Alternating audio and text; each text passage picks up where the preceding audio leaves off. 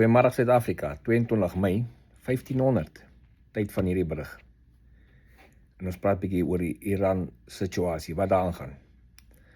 So, om goed bietjie meer in perspektief te sit, mense wonder nog die hele tyd, hoekom is hierdie skietstaking so lank, hoekom vat dit so lank om afgehandel te word, wat gaan aan? Onthou die president het 'n War Powers Act, wat hy kan sonder die Kongres 'n oorlog voer vir 60 dae. Nou, hulle is besig in die House, die Kongres, om te vote om daai regte wat hy het in te perk. Dit staan nog steeds op 60 dae, die huidigelike, maar hulle probeer 'n nuwe wet inbring wat daai vir enige vorige toekomstige president inperk vir minder tyd. En op die oomblik is die Republicans, hulle sou in hierdie week gewout het hulle hierdie vote uitgestel vir nog 'n maand. Met ander woorde, die ou wet bly nog in plek. So, president het 60 dae. Nou vra mense maar, hierdie oorlog is nou al langer as 60 dae. Nee.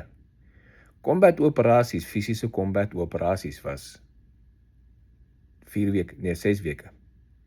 So 45 days. Daar rond. 40 dae. Daar rond. Was nie eens langer as dit nie. En toe kom die skietstaking. So dit beteken hy het effektief nog 2 weke wat hy kan gebruik vir combat operasies, voor hy moet clearance kry by Kongres om voort te gaan met dit.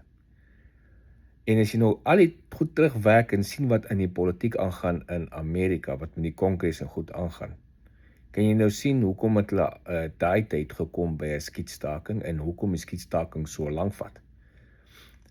Eerste plek, skietstaking is in plek met sy blokkade. Die blokkade is nie deel van oorlog nie. Dit is om ekonomies af te sny.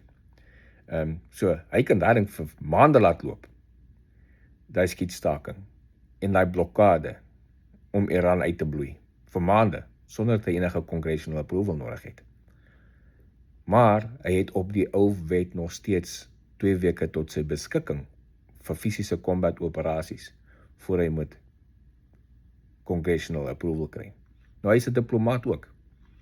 Hy probeer hierdie ding diplomaties oplos, want hy weet gaan na fisiese combat aangaan weer, gaan die IRGC se manne maar net weer agter die siviele populasie wegkruip.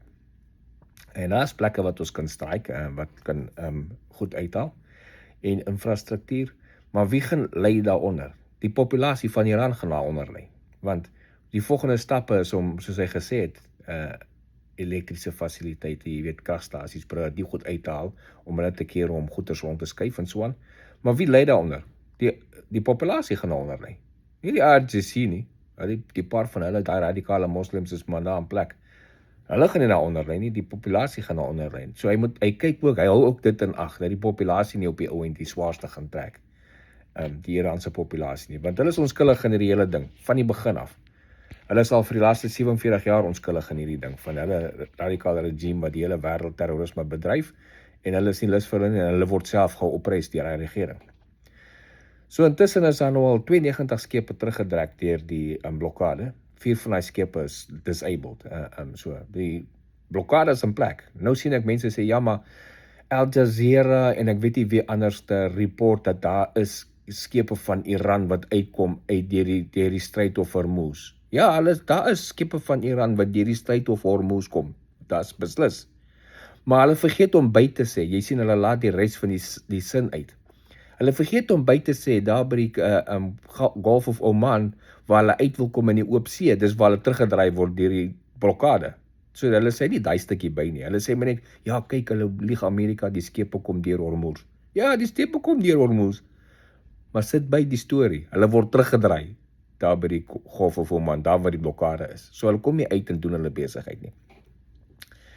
Ek sien die oliepryse is bietjie afgekom al, staan al by $96 van 104 af in die laaste paar dae.